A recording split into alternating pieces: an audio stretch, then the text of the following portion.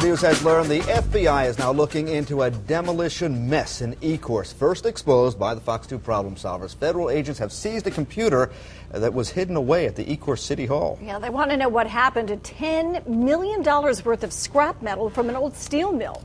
Scott Lewis exposed the scandal back in May, and he joins us now with the latest. I reported a few weeks ago that EPA criminal investigators were looking into asbestos pollution at the old mill site.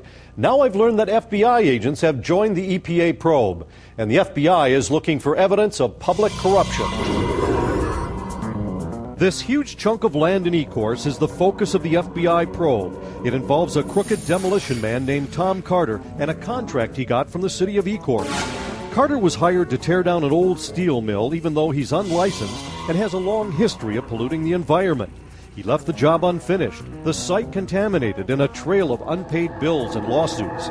On top of that, millions of dollars worth of scrap metal is unaccounted for.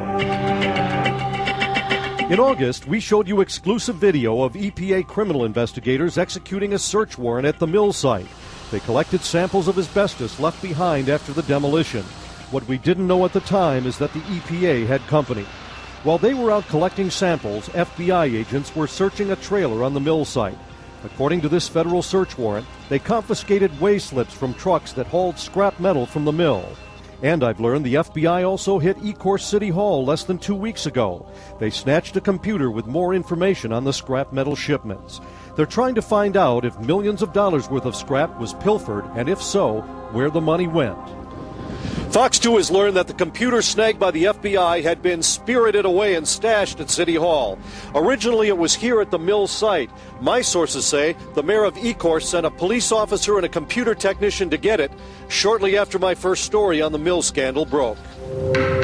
When the feds hit City Hall on October 19th, they found the computer in the office of Ecorse's deputy police chief, Stephen Green. It was tucked away under his desk. And wait till you hear this. Pollution at the old mill site is far worse than first thought. The problem solvers reported back in May that Tom Carter had dumped debris on the mill site from homes he had demolished. Mixed in with piles of concrete were asbestos shingles, but that's a small part of it. This partially demolished powerhouse is the main focus of the EPA criminal probe. Tom Carter tore a large part of the building down, even though it was laced with asbestos, a known human carcinogen. These pictures obtained by Fox 2 were taken by state investigators. They show asbestos-coated bricks with more asbestos packed between them, exposed to the elements. And look at this. That's a large chunk of asbestos just lying there on the ground. These huge piles of bricks and debris are also contaminated. That white material is loose asbestos. It could be carried by the wind into nearby neighborhoods. It's a clear and present danger to people living near the mill site, according to Dr. Clark Kahn. He's the hazardous waste expert who is overseeing the asbestos removal. Another worry, so much structural steel has been removed the building could collapse, sending a huge cloud of asbestos-laced dust into the air. The state has already tagged the city with an environmental violation for the asbestos mess. They've also fined Tom Carter more than $13 grand for mishandling asbestos and putting his employees in danger. But the fines may be the least of Tom Carter's worries now that EPA and FBI agents are pushing ahead with their criminal probe. Dr. Kahn told the city this was a health threat a year ago. So far, nothing has been done to clean it up. Now, just recently, the city did submit a plan to clean up the site, but the job still hasn't been started. As for the FBI probe, proving how much scrap was in the old steel mill and where it went will be a long and tedious process.